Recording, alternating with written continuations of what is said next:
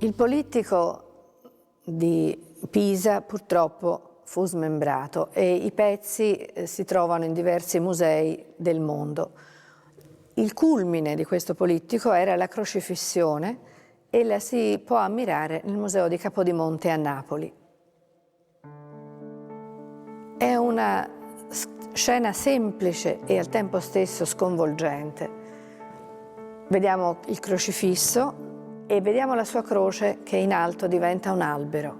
Masaccio ha voluto sottolineare la continuità tra l'albero che nacque, secondo la leggenda, dal petto di Adamo morto e il legno della croce dal quale esso provenne. È la cosiddetta leggenda della vera croce che ha l'albero detto lignum vitae, il legno della vita, come protagonista.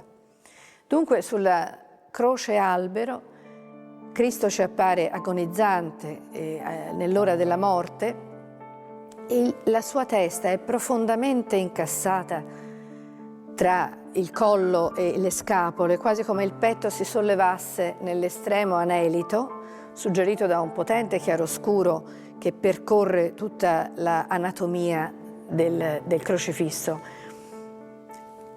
La visione che noi abbiamo di questo come di altri dipinti è di solito sbagliata.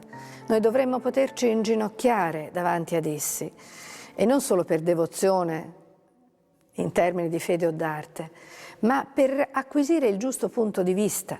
Se noi potessimo vedere all'altezza giusta questo dipinto, capiremmo che questo scorcio prospettico che Masaccio ha voluto creare ci suggerisce proprio l'infossatura mortale della testa di Cristo nel suo corpo nell'ora dell'ultimo respiro. Al tempo stesso andrebbero viste dal basso anche queste potenti figure di dolenti, Maria da una parte, Giovanni Evangelista dall'altra, che sono avvolte nei manti, chiuso e solenne quello di Maria, più articolato e fremente di luce il panno rosato di San Giovanni, e già questo basterebbe per fare una grandissima composizione di commovente solennità, ma dobbiamo mettere in conto quella che fu un'aggiunta, la Maddalena ai piedi della croce. Sappiamo infatti dalle indagini scientifiche e dai risultati di queste indagini ottiche che la Maddalena fu dipinta in un secondo tempo, quando già la croce con il Cristo morto e i dolenti erano dipinti.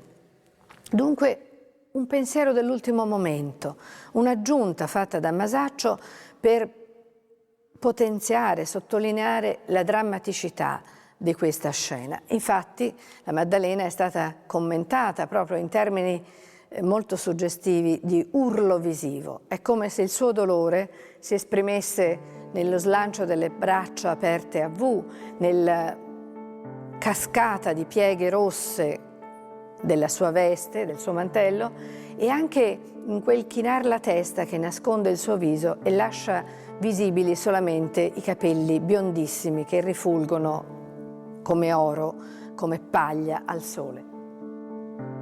È un'immagine unica nella storia dell'arte occidentale, indimenticabile, indelebile, una sottolineatura attraverso i gesti della terribile scena, la morte di Cristo in nome della redenzione dell'umanità, che Masaccio ha saputo rendere in termini visivi come nessun altro prima e nessun altro dopo.